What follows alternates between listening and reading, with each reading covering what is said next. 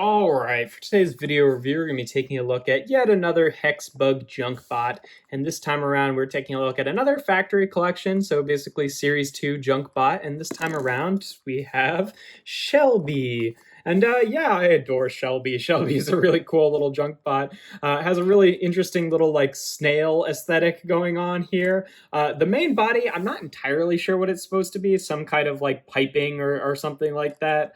It's got a little hazard sign on there, but it's a cool looking part nonetheless. It's got a little fan there on the side, which does some stuff later. The neck here is a little like tubed section, like ventilation tubing or something like that. The head is made up of this part we've seen before, the little exit sign, but still pretty cool. And then the little headlights there for the eyes, and then there goes Shelby's head.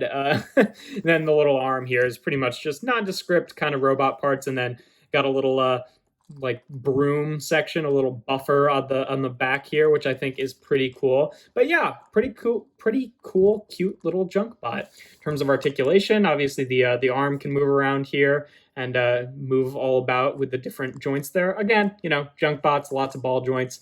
The neck can obviously rotate. The head can rotate around on the neck or fall off entirely. The eyes can move around, and then the buffer section, I mean, you know, it's pretty much just an oval, so you can have it either wide or or long, but either way, it's just kind of it's supposed to go here, definitely here. But yeah, nice, cute little JunkBot. In terms of the use with the modules, we can bring on the vibrating module. The little connection point is back here. I mean, you know, this mostly only matters for the motor one, but it's a good spot to put the other modules as well. Then, you know, that works pretty well. Works a little bit better with Shelby than some other ones, because at least Shelby has the little like broom section to vibrate around on there. So you can kind of make him like, you know, buff the floor and kind of like move around like that. So that works pretty well. It's not one of the ones that the vibrating section literally just makes them fall over. So that works. The motor module, you just plug it in the back there. It's not overly exciting. It just makes this little fan spin, which if you have something plugged into there would also make it spin, but as it is, doesn't really do anything that exciting, just kind of a subtle thing. And then for the LED module, we've got a few places that we can connect it onto here. You can connect it to this section here, and there's one on the other side as well, which makes the little like cavity that the neck is plugged into glow. Then obviously for the head here, we've got connection points underneath that you can make the exit sign glow with, and then the eyes as well. So, all right, let's put, I guess we'll do one in one eye for now, even though it's, all right, let's plug it in here. Maybe that's a little bit easier since you can actually reach some of the sections a little bit more easily. If I can get it all connected, come on. Does that? I wonder if that also spins with the motor module, just because it's got that grayed out section, so it could be that that also spins. I don't know if no, it doesn't. Definitely doesn't. All right, ignore me. Good to check that out there, so in case I missed it. But all right, let's plug in one to one of the eyes here. Let's do one underneath his chin here into the exit sign, and then get one plugged into the body there.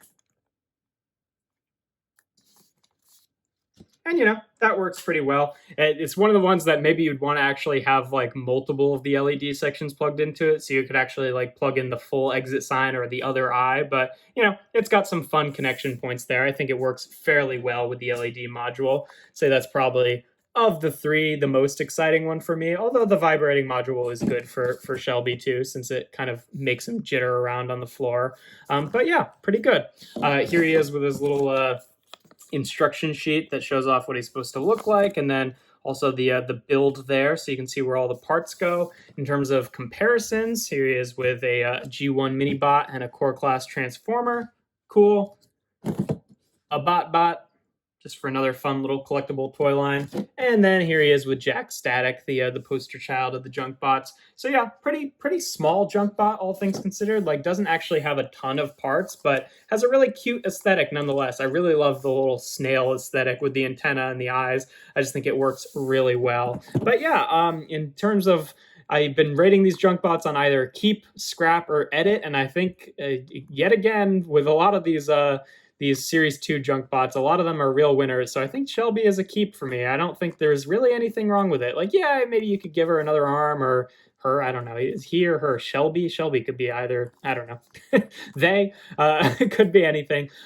You could give them another arm. You could, put other stuff in the back here. But really, I think it's a simple little build, and it's effective, and it gets the point across. I mean, I guess if you really wanted to look the most snail-like, you'd take off the arm, but that's a little bit unexciting. I like the little claw arm on the snail there. But yeah, pretty good little junk bot, all things considered.